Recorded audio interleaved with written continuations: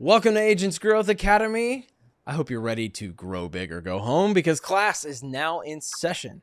I am extremely excited today to introduce you to a person I've known for a while, and we've had the opportunity to work together over the years, Katie Coleman. She is a certified financial planner, and she is the president of Coleman Financial Group, a private wealth advisory practice of Ameriprise Financial Services.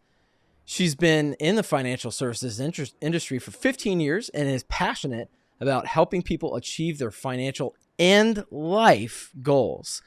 Katie is originally from my hometown of Atlanta, Georgia. That's how we knew each other. And graduated from the University of Georgia. Go Dogs.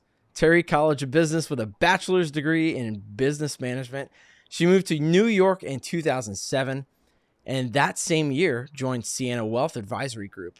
In 2012, Katie became a partner at the firm, and together with her business partner, trained over 600 financial advisors across the country. She was named as one of Long Island Business News 40 Under 40, which honors outstanding members of the business community on Long Island. In January 2014, Katie was a finalist of the 2015 Athena International Young Professional Leadership Award. She's been quoted as a financial expert in publications such as the Wall Street Journal, New York Post, and the Long Island Business News, and appeared on CNBC's On the Money. In 2018, she was recognized on the Forbes America's Top Next Generation Wealth Advisors list and identified as one of the Ameriprise Working Mother Top Advisor Moms. Speaking of moms, she enjoys spending time with her family, reading, and traveling. She currently resides in Oakdale, New York, with her husband, Bob, their two daughters, Charleston and Sailor, and their yellow lab, Mahi. Katie is actively involved with her local parish, St. Mary's, and participates in many of the community programs with her family. Katie spent spring 2021 coaching her youngest daughter, Sailor, in her youth soccer league. Welcome to Agents Growth Academy, Katie. Thanks for having me. I'm excited to be part of this. Yeah, And my join you pleasure. today. You are a people's person, and that's why I wanted you on, because I really wanted to talk about how you connect with people. But one of the things I actually didn't read about was the fact that you sit on a couple of boards for charities. Can you tell us a little bit about that and why those are important to you? Yeah. So since relocating up to New York almost 15 years ago, I've had the opportunity to be active in several boards, but they predominantly focus on children with pediatric cancer and Mm-hmm. chronic illnesses. So our objective of the boards, like our ultimate goal is we're not going to cure it. And it's not for the research associated, but it's just to lessen the burden on the families and the loved ones. So, you know, right now we're collecting like donations for toys, and then there is actually a toy drive. They do a cheer bus. They'll go to about 200 families on the island and deliver toys in the next couple Awesome. of weeks. But Yeah. anything, I'm a firm believer of we need to help those in our community and pay it forward and just do right by one another. Everyone is fighting a battle we don't know about, especially now in these times. And it's just as easy to smile and say hello and help those in need, because you don't know when you'll be in that position. Or, at the end of the day, it's all about helping one another. Amen. You are so right. And I know you and I Yeah. have had conversations about that very subject recently. So, you know, we talked a little bit before off air about what you were passionate about, what you wanted to share with our audience. And I kind of boiled it down to sharing your story, like sharing one's story with everybody that you encounter in order to build stronger connections. And you took it a step further and said also being comfortable to have uncomfortable conversations. So, I'd love to hear about that. And was there like a pivotal moment or an epiphany for you when you realized that that was super duper important, especially right now? Yes, I can say I can remember it like very, very clearly. So families and dynamics are very complicated, right? And Yeah. also people's relationship with money from this side of it. Communication, and typically are not raised to have open communication as it relates to finances Mm. or what we want ultimately in life.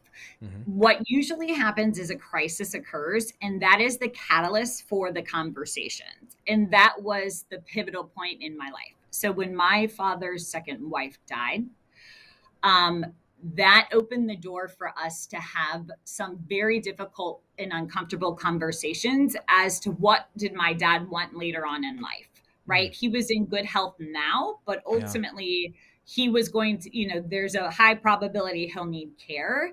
Mm-hmm. And that crisis, which is typically the catalyst for these uncomfortable conversations, opened the door for me to ask very uncomfortable questions about what he wanted that to look like. And that I'm asking when he's of sound mind and can make those decisions versus in a crisis where I'm guessing what he ultimately would want. Yeah. And I remember it like it was yesterday. Like I can tell you exactly where I was sitting outside when we had the conversation to ask these questions. And it just was an aha moment to me that none of us, and really most of us are, we're very busy in our own lives, but even farther than that, when we are together with those we love, the last thing we want to do is have these uncomfortable conversations. So we need to become comfortable with asking difficult questions and not like just covering the surface, really diving in deep to thoroughly understand. Because as the population ages and our parents get older and we also have young kids, we're sandwiched and we're time starved. We really need to know what they want, and we've had to have had these conversations. But it also puts you in a good position to help facilitate other families in having those conversations and that dialogue. How did you start that conversation that day? I mean, because I would imagine that you were super nervous. I would have been. Or were you at a point where you were like, forget it, I'm just No. going all in? I think I was just all in, right? Yeah. I think it was all in because at that point I didn't know what was going to happen and what my dad ultimately wanted. Yeah. And hey, would you like to have care at home? Would If you need care, do you want to stay in your house? Tell me now what you want so then in a crisis I can help facilitate your wishes instead of guessing what that is. Yeah. But none of us want to think about our parents aging. None of us want to think about something happening to our children. Like, this is all, somewhat a dark place that we want to be, you know, disillusioned about. And unfortunately, we have to plan for the unexpected because Yeah. the greatest risk one face is not an economic downturn or recession. It is not protecting those you love from an unexpected event because it will occur. It's just a Mm-hmm. matter of time. Yeah. And your industry and my industry both focus on that, right? The Mhm. future unknown calamities or uh, just major life hurdles, right? Mhm. Yeah. What? Absolutely. And now more than ever, I think it's pivotal that like minded professionals have to work in collaboration with one another. There has to be a team of trusted advisors all Mm, working together for the greater good. So it's yes. not just the dialogue, like with helping facilitate families, but it's also having that open communication and dialogue with the professionals that you're working together to establish that team of trusted advisors. So everyone is on the same page, client centric and focused for the greater good and the ultimate goal.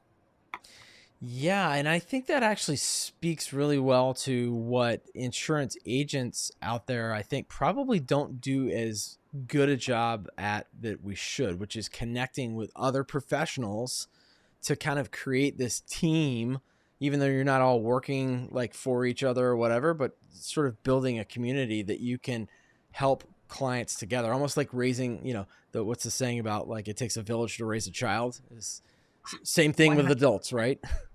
Right. Absolutely. I mean, I actually think the adults are a little bit harder. They're like defiant children because they know the difference, right? And there's also this internal, like psychological and emotional struggle with decisions being taken away. What do we do? And Mm, that that is a tough, conversation to navigate as well. But now look what's happened in the last 2 years, right? Yeah. People, I mean, especially up here in the, tri-state in New York area, Yeah. with so many that have passed. My father-in-law was in ICU.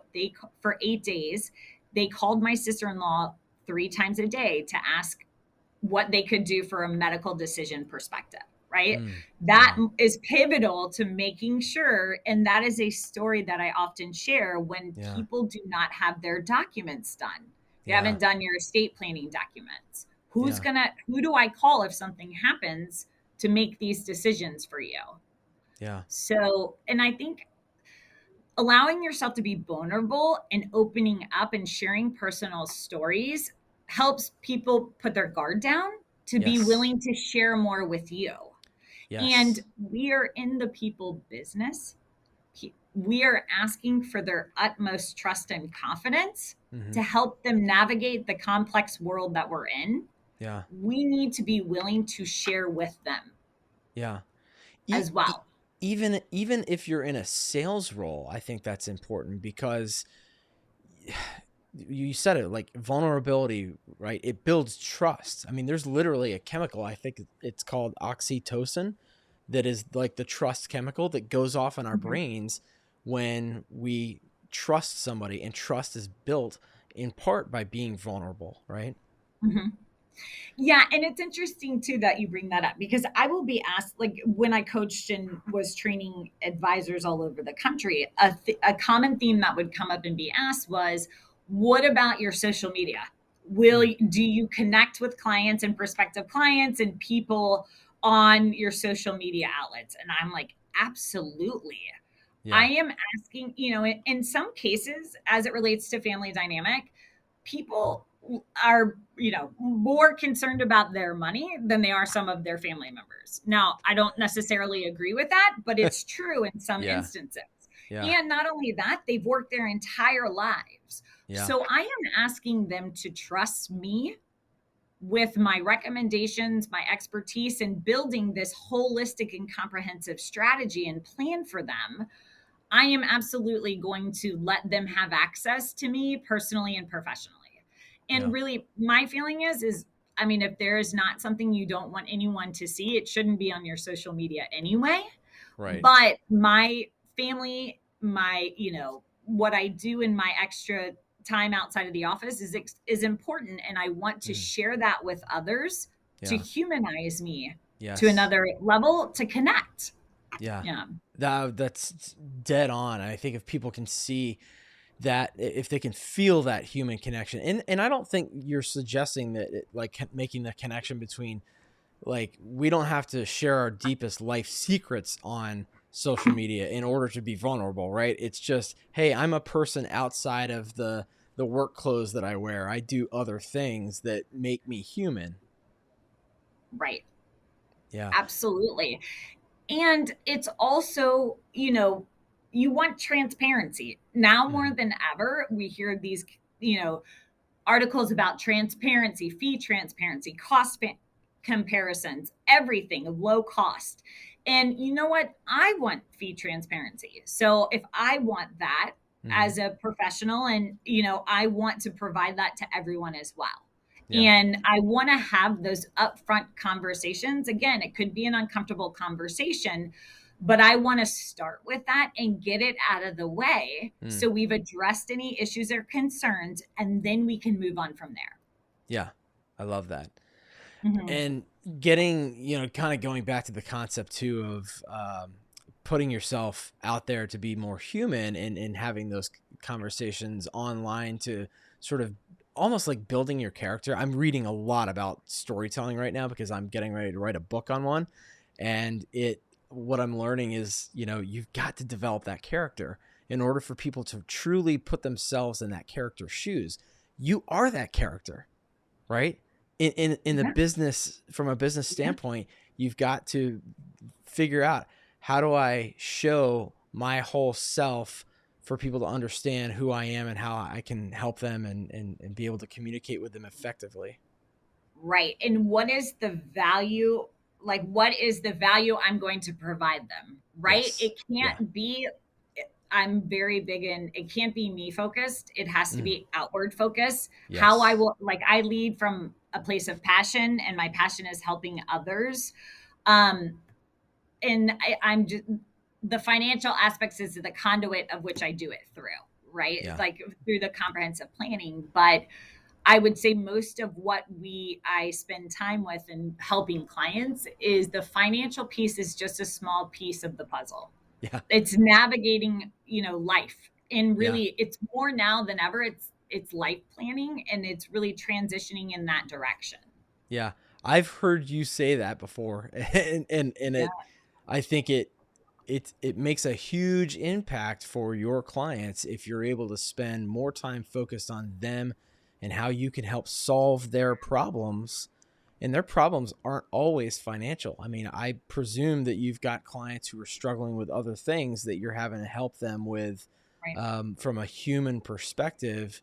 That's one thing I've always enjoyed having conversations with you, is that you're very, like, you are intently focused on whoever you're talking to in the moment, and trying to figure out, like, actively figure out how you can help solve their problem, even if it has nothing to do with finances. And that's unique. Oh, for sure. For sure. And I also think we need to slow down in some aspects as well, Jim. Like, especially this time now, like in these times. I notice that if I call someone on their cell phone, like if I'm trying to reach out to someone and I've left a voicemail, and instead of them calling me back, they email me Mm. or they'll text me. Hmm. Um, I'm a little concerned from an isolation perspective and how people are coping with from a depression and emotional side of things with the pandemic and the Yeah. isolation. So if I don't hear from them, I like in the form of, I want to hear their voice, because there's so much more in their voice and in their tone, that the underlining tone of the conversation as to how they are doing Yeah. right now. Managing money is the easy part. It's managing, helping people manage their lives. And right now, a lot of people are overwhelmed by tons of different obstacles, being thrown at them. Yeah. I think there's a great message in there to be more actively caring for our clients, Right. and uh, you're so right. So much can get lost in translation in writing, and there is a Yeah. ton of value to be able to, for you and I right now, to be able to see each other. But even if you Yeah. don't have that, like if the person says, "No, I'm like in my pajamas. I don't want you to see me." At least being able to hear their voice, that makes a deeper human Absolutely. connection. And I will notice from time to time too, like if I call someone and they just are sending me emails, or they're following, hey, I got your voicemail, and they're only following up with me via email or text, and they're Mm. trying to, navigate away from that, then Mm-hmm. that is like, I don't know, a trigger even more that I want to hear their voice. Yeah. So, what kind of suggestions could you give to people who are listening to, making those deeper connections? If somebody's kind of throwing up a wall, um, uh, you can only do so So, much, like bugging. What would you right. recommend? I mean, my thought is, if someone is throwing up a wall, I want to thoroughly understand why. Mm-hmm. Like what is the cause of the wall, Mm-hmm. right? Is there something going on, something bigger going on that I may not be aware of right now? Are they you know is there a little bit of a depression? What is happening Sure. in their current world? Mm-hmm. And that I, because I need to know if there is trusted people that I need to then get involved, Ah. right? Okay. Yeah. So, and it's kind of a segue. I recently had a call with a wife, and her voice sounded a little off to me, and Yeah. her daughter, is her power of attorney, and I have a close relationship with her. The daughter was also on the call with the mom and I, and after the call I reached out and I said, listen, I'm concerned about your mom. She's Mm. caring for your dad full time. It's been a long 18 months, and I'm concerned that she is overwhelmed by what's going on, and it may be time for us to have some tough conversations. Yeah. And that's not easy. right? And that's Yeah. really like pulling at the heartstrings. And it was tough. And then, I had that call with her several months ago. And then I met with them in person for a few hours yesterday. Yeah. And we developed an entire strategy about, phases to get help in the house to help mom. Wow. Because I'm more concerned about mom as the caretaker going down, because then we would be in a crisis. Yeah. But if she doesn't know where to turn and she's overwhelmed, I have a responsibility to help her understand the resources available and the directions we can go to navigate this so she's not alone. So for those of you who didn't pick up on that, Katie is a financial advisor, not a therapist. However, what she's saying is you've got to be willing to go all in for your clients. And if there's something that you can't necessarily provide them with, have a team of people around you who can help provide those services. Is that what I'm getting? Yeah, absolutely. But these are a team of trusted advisors that you have vetted, worked Mm, with, okay. or that are on your team of trusted advisors. It's imperative to have that. Um, it's also imperative to just be present in the present and really listen. Mm. Which is hard these days, right? I know I struggle. There's so often I'll see people just get out their phone. We're in the middle of a conversation. It's like, hey, I'm right here. What are we doing? So it's funny you bring that up. Like my phone is in my desk in the office, right? Yeah. It is I could go several hours in meetings and not look down at it. And it could be, 30 or 40 text messages. And Mm-hmm. that's overwhelming to me. Right. Yeah. But there's also, you have to be able to prioritize what's important and what's not. And I tell everyone, if you text me and I don't respond, you need to call the office. If Mm. it's urgent and you can't reach me on my cell phone, call the office because there's someone here that will help you. Yeah.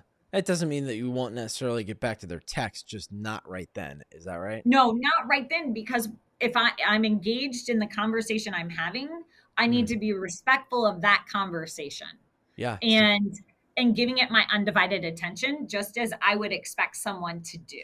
Like you Right. said, being in the moment, being fully present, which I think it's becoming, unfortunately, so much rarer today to see people do that because we are so darn distracted by all kinds of technology and bad news or whatever it is. So Right. you do have to sort of create. I love that idea of sort of whether it's a habit or not, or it's just like a rule that you have for yourself to find ways like that to lock your phone away to be more fully engaged. Absolutely. I mean, I know that there's been studies like if you get distracted in the middle of something you're working on, it takes almost like 15 minutes for you to be completely re-engaged to Yeah. continue that level of momentum. Yeah. And I would rather not like stop and start. So if I'm fully engaged in something or doing an analysis that I need to be focused on, I don't want the distractions. Yeah. So, Well, you have but we have to very, be disciplined. yeah, absolutely. You have very, your clients are very blessed to have someone like you who is Oh, I so love that. fully Thank you. engaged. But I think it's a great message. It's something that's important. We, in my industry, insurance, I mean, it is a people driven industry. It is all about relationships. And if we're trying to, take shortcuts on those relationships, it's not going to work. It won't work long term. It may work for a little while, but Right. if you want to have long term engaged and clients who feel like they're getting value and meaning out of Yeah. your interactions with them, you've got to be Right. fully present and engaged.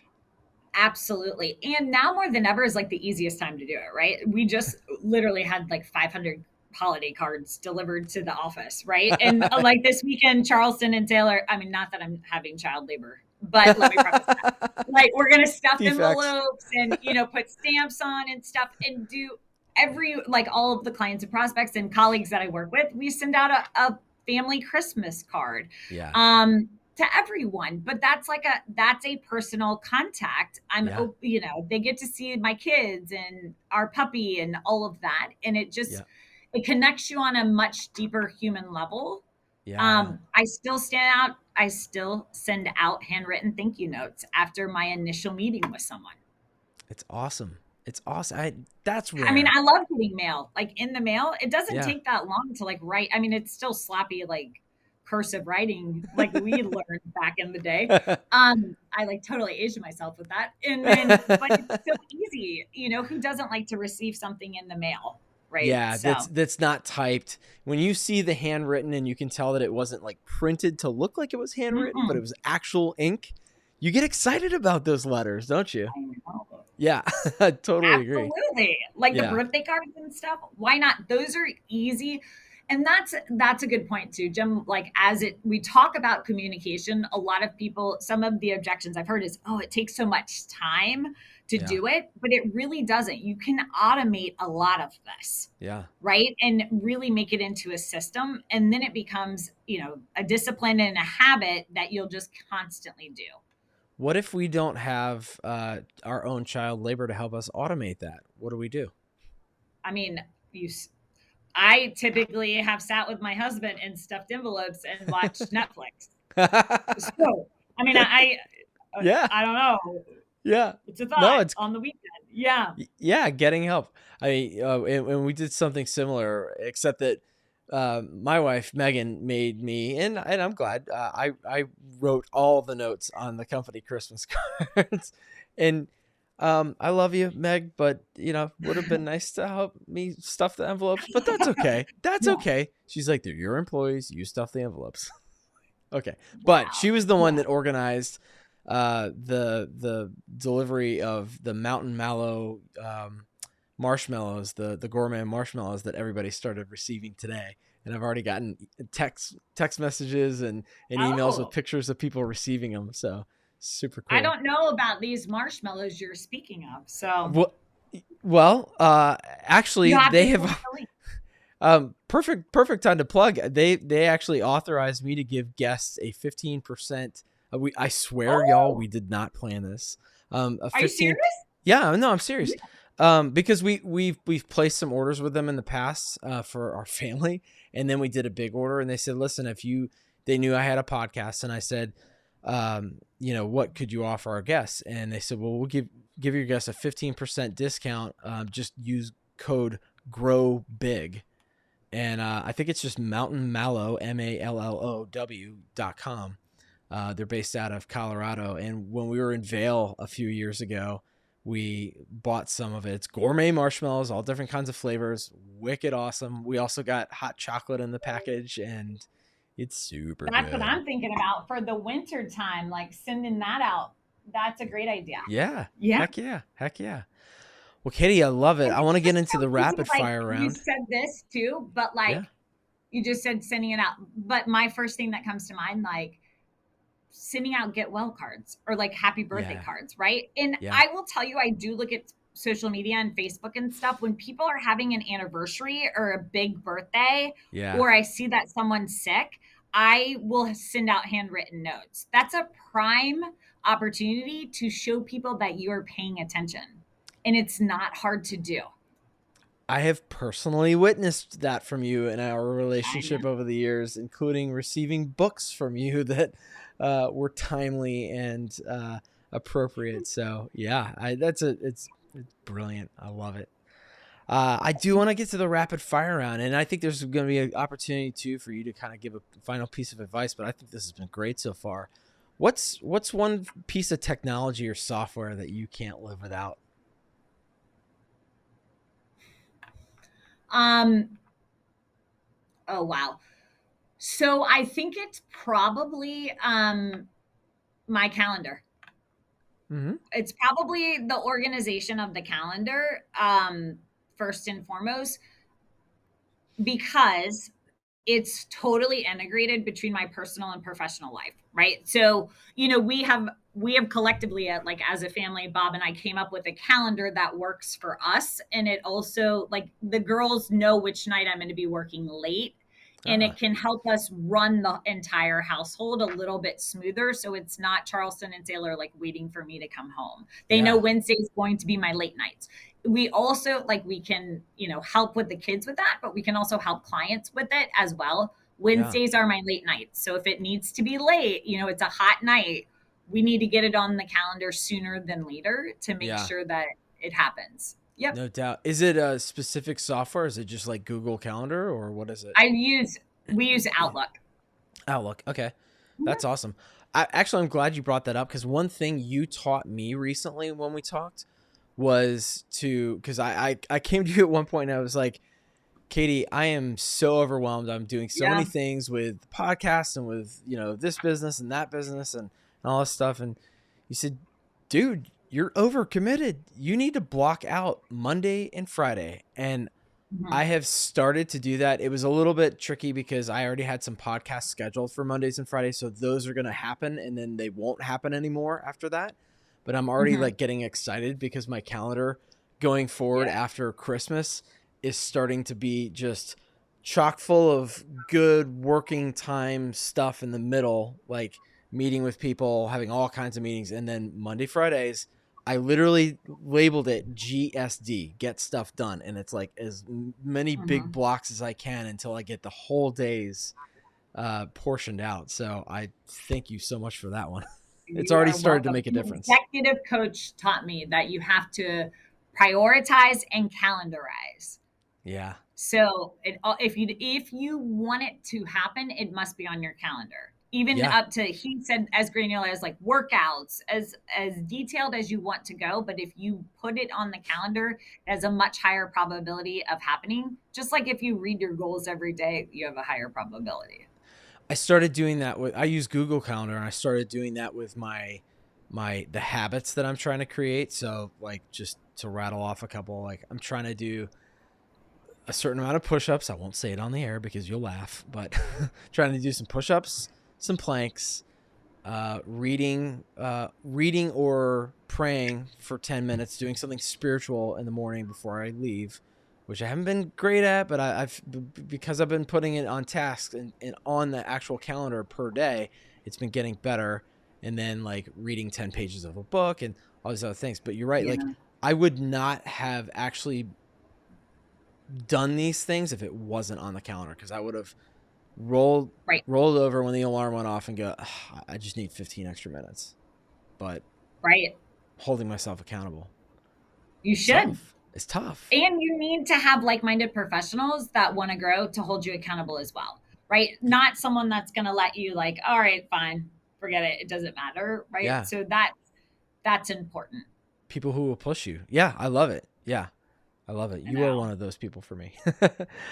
What's Happy okay, to. okay? I know for a fact you are a prolific reader, but if you had Yes. one book that you're either reading right now or that you just like you have to share with the audience so that they get benefit out of it, what would it Okay. be? So And I if you thought can't about keep it this. to one, I get it. No. So here's the thing. There is a book that I typically share with professionals, and that's that daily reader, right? Okay. So you just talked about I have it actually right here. So I carry it around with me. Whoops. This is Oh, I order it on Amazon. I give it out a lot for yeah. people, but it's John Maxwell, the Daily Reader. So in the morning when I do my devotional, I read this. And a lot of times I post it. I'll take a picture of it and post it on social media, and Awesome. people love it. So Yeah. this is a good one. I have a book on time management that I found to be extremely helpful. Hmm. I actually carry it around with me because I read it. I've read it like 2 or 3 times. I got this time management one Okay. that I got on Amazon as 15 well. secrets This successful is people. 15 secret successful people know about time management. Okay. And it's 7 billionaires, 13 Olympic athletes, straight A students, and 239 entrepreneurs. So, and Wow. again, it's you have the chapters. So I mean, I've highlighted all over it. I've read it several times. I typically read it like once every 6 months when I need to get my like booty crushed or someone needs to kick my ass or something. Pardon the expression. And then this is one I'm super excited about. Someone had referred it to me, but it's Business Secrets from the Bible Nice. This is what I'm going to read over the holiday break. I'm Okay. taking a week off to spend with the family, and I'm going to read this, but I've heard it's phenomenal. Awesome. Yeah. That's What great. about you? Your favorite? Oh gosh. Well, my one of my all-time favorites is Traction. I've talked about that ad nauseum on Yeah. the podcast. Currently, right now, I am reading a book called Stories That Stick Yeah. by Kindra Hall. And funny enough, you and I were talking the other day, and you mentioned her name because I was talking about storytelling. I was like, Katie, you're not going to believe this. I'm reading this book right now. But you saw her speak, right? I did. She was the keynote speaker at a conference Yeah. um, a few years ago. So the Yeah. Women's Empowerment Organization within Ameriprise, we host a conference every year, and it was at the Women's Conference. She's a powerhouse. Yeah. Yeah. And I Yeah. follow her on social media as well. And she's also a great one to get ideas from. And she sends out like YouTube videos if you're on her email list. It's great. That's Yeah. awesome. Yeah. Love it. Love it. And I've offered this before, folks. If you're trying to find a fast way to read books, and maybe you want to like preview a book, this is what I do a lot of times. I'll listen to it on Audible. And for our listeners, if you go to audibletrial.com, if you want to get a free trial and get like a free book or the equivalent of a free audio book, audibletrial.com/grow big. And you can get your free trial. I think it's like a month of, I pay for the subscription. I think it's like $14-15 a month, and you get, I think 1 or 2 credits. But I mean, I download a ton of books, and I preview them that way. And I just finished listening today to Talk Like Ted by Carmine Gallo, I think it was. I forgot. But it was fantastic book about deconstruct. It's called Talk Like Ted.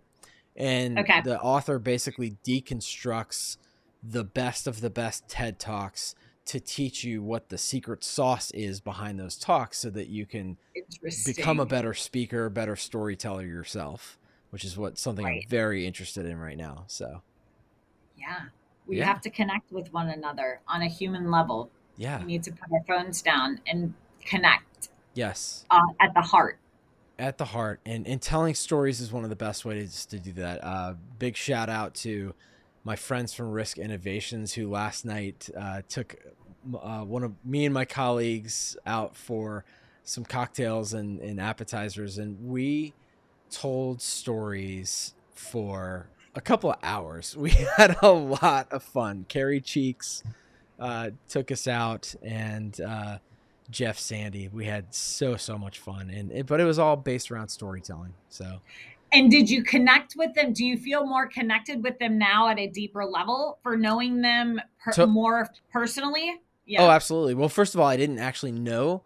I had not met them in person before, and I'd only recently met Carrie through LinkedIn. But by the time we left, I felt like we'd all known each other for a while, right? And it was a lot of fun. It was a lot of fun. One interesting thing that happened was that I had told a story about a client whose home had burned, and the mother and the grandmother that were living in the house perished in that fire. And the son called our agent in tears. And I had emailed the news link for that a couple of weeks ago when it happened. And then at the state of the company meeting for our company yesterday, I told that story. And then Derek, our marketing manager, who was with me at the cocktail hour last night, he mentioned that. And I said, Derek, I'm just curious if you can tell the story. You know what? He did. And not only did he do it, it was fascinating. Like from a psychological perspective, he used some of the same language, some of the same words like perish, like a lot of people might not say that word, but he did. And I thought, oh my gosh, going back to Kindra's book, stories that stick. He got it because it was in a story form, and he was able to retell it and tell it from the perspective of how we as agents add value, how we're there at our clients at their most tragic moments. And it's not about the coverage. It's not about the policy, or the particular deductible or anything like that. It's about the fact that what we do for them is for that person in the moment was to give them as much hope and comfort as we can. And then immediately the policy, like literally helps them, puts them in a place that they can stay until the house is rebuilt. Right. So And I actually think that is pivotal, what you just said, and the significance of what you just said, right? Like, y'all are protecting families from tragedy and unexpected life-changing events. Yeah. If you lead with that and the importance of the responsibility that you have, Yeah. you will not let down on the importance of them having that coverage and maintaining it and reassessing it every few years as life evolves and changes and becomes more complicated. So, it Yeah. can't be set it and forget it because life is fluid and evolving. Yeah. But if you lead with the why and why what you do is so important, then everything else will fall into place accordingly. Absolutely. And I think it can be tempting for insurance agents sometimes where if the client says, no, that's too expensive, they want to get the sale. It's not about the sale, people. It's about how, like, our mission in our company is helping people thrive by providing peace of mind, right? So if we're truly going to do that for our clients, just like you said, Katie, we have to be able to not let up and say, no, no, no, no, no, no. I'm telling you, let me tell you a story, right? And then tell that story so that they understand the value of what you're asking them to pay, usually not much extra money for. Right. To But add they a particular don't coverage. understand the significance of it because they Yeah. have not, someone has not told them the right story Right. for them to really connect and understand that. Yeah. You're 1,000% correct. Yeah. Yeah. Love it. Yeah, I think you kind of already told. I was going to ask you to tell about a time when you or someone in your company helped somebody solve a problem, but I think you kind of talked about that before, Yeah. unless you had something else. But I'm more interested. What's one final piece of advice or an actionable step for our audience that you give them in what we talked about today? Anything. I think Anything that we talked about. it's important to be humble and it's important to be honest and it's okay to make a mistake, right? I think it's okay. Just communicate it, right? Yeah. Like communication, active listening, active communication is pivotal, if the especially in gaining trust and always operating at a high level of integrity. Yeah. We are human. Our clients and those that we love and care about expect us to be human. So things will happen. Yeah. But it's all about the recovery and the bounce back and just being transparent all the time. Yeah. I love And it. have fun. I Yeah. love I it. mean, you got to love what you do. You spend so many hours doing it, really. Yeah. Everyone's life is a puzzle that I have to like piece together I know. differently. But it's a worthwhile vocation, isn't it? It's not a job. Mhm. It's a Oh, calling. It's no. a I love it. vocation. Yeah. Yeah. Oh, you're good at it. 100%. Listen, one thing I Thank want you. to do for you, so you can get a sample of it, I'm going to send you some mountain mallow. Okay. And you're going to love it. So Ooh, yeah, thank thank you you. for being a I'm so guest. excited. Yes, absolutely. Katie, where can people find you if they want to connect with you? You can connect with me on Facebook. You can connect with me, Katie Coleman on Facebook. Coleman Financial Group also has its own Facebook page. Instagram, it's KT Math Coleman, I believe. And then on LinkedIn, Katie Coleman. Yeah, absolutely. Any Awesome. questions? Anyone can reach out. I'm happy to help any way I can. Awesome. I know you are. And that's what I love about you. Katie, it was a pleasure Thank to have you. you on today. And until next time, folks, grow big or go home.